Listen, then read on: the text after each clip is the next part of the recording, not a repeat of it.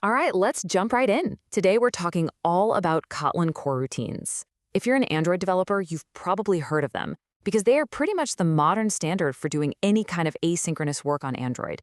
This is need-to-know stuff for sure.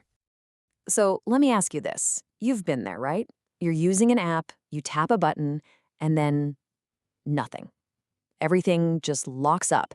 The screen is completely frozen, and you're just staring at it, getting more and more frustrated. Well, that dreaded freeze is exactly where our story starts today. You know that freeze actually has an official name, ANR, which stands for Application Not Responding.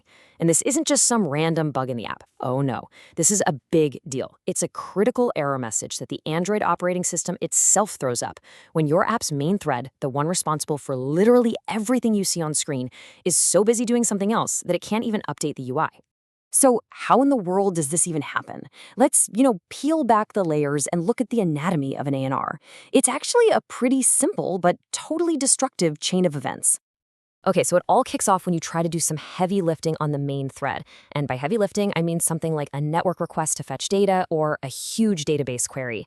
That long-running task basically hijacks the thread and blocks it completely. And since the main thread is blocked, the OS can't draw any UI updates. Nothing. The app becomes totally unresponsive, and if that goes on for about 5 seconds, bam, the OS steps in and throws up that infamous ANR dialog. Game over. So, how do we stop this from happening? How can we do those long, important tasks without freezing our app?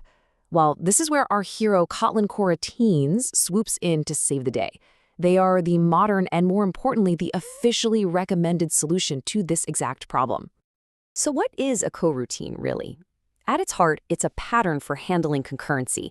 Its whole reason for being is to take that messy, complicated asynchronous code, the code that has to run in the background, and make it way, way simpler and safer for us to write. And look, you don't have to just take my word for it. This quote right here, this is straight from the official Android developers documentation.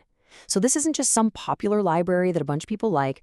No, this is the official endorsed path forward for doing background work on Android. It's the real deal. Okay, we get it, they're important, but how do they work? What's the magic here? Well, it really all boils down to two incredibly powerful concepts that completely change how we think about background work. First up, we have suspension.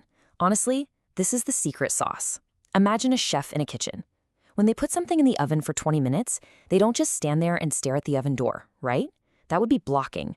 Instead, they suspend that task. They set a timer and then they go work on something else. A coroutine does exactly that. It can pause its own work, maybe while it's waiting for a network response, without blocking the thread it's on.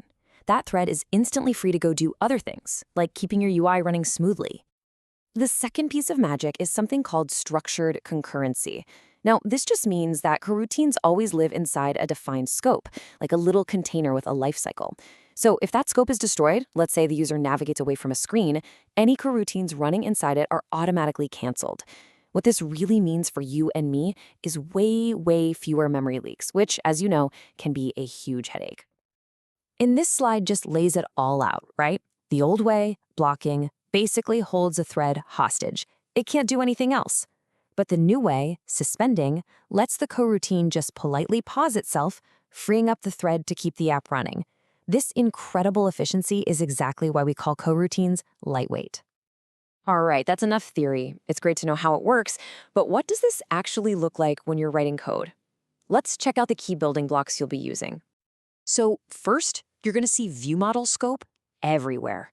This thing is fantastic. It's an extension that comes with Jetpack, and it's a perfect example of that structured concurrency we just talked about. It gives you a scope that's automatically tied to your viewModel's lifecycle. When the viewModel is destroyed, any coroutine you launched in that scope gets canceled. Automatically. It's just handled for you right out of the box. Next up, you'll see the suspend keyword. When you put this in front of a function, you're basically giving a heads up to the compiler. You're saying, hey, this function here does some long-running work, and it's special. It can be paused without blocking a thread. It also enforces a really important rule. You can only call a suspend function from another suspend function or from inside a coroutine. And finally, we have with context. Now this is a crucial piece of the puzzle. Just marking a function as suspend doesn't magically move it to a background thread. You have to tell it where to run. With context is the function that does that work, that actually switches the thread.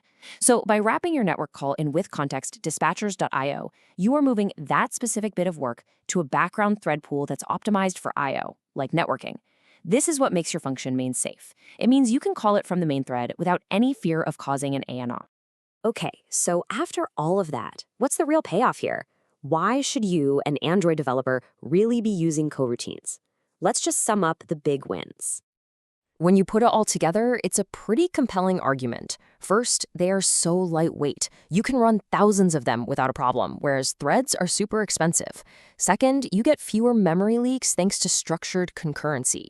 Third, cancellation isn't some extra thing you have to bolt on. It's built right into the system. And finally, they're deeply, deeply integrated with Jetpack, which is the foundation of all modern Android development. And all those technical benefits, the cleaner code, the fewer leaks, they add up to one massive real-world advantage. Over half of professional developers who make the switch to coroutines report that their productivity goes up. So this isn't just about making a better, faster app for your users. It's also about making your own life as a developer so much easier. So really, it all just comes down to this choice, doesn't it? You can stick with the old way that blocks threads and freezes apps, or you can move to a modern, efficient, and safer approach that keeps your app responsive and your code clean. It's a fundamental shift from a world of blocking to a world of suspending. And really, that just leaves one question for you to answer.